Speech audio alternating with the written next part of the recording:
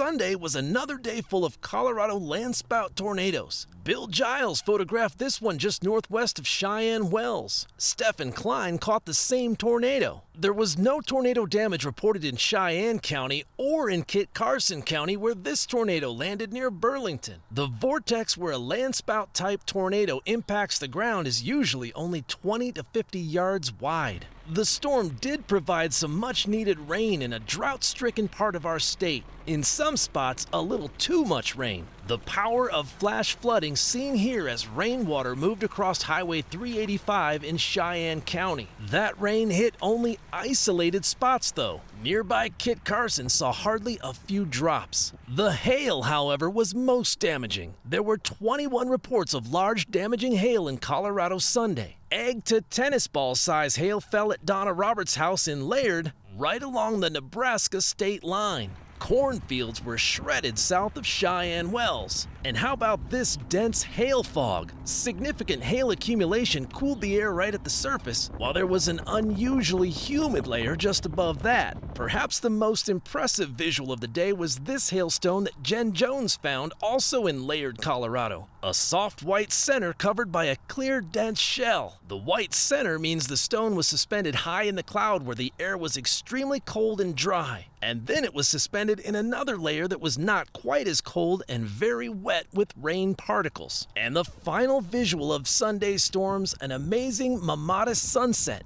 These pillowy clouds form underneath the anvil of a thunderstorm as the storm collapses and spreads out. Meteorologist Cory Reppenhagen, 9 News.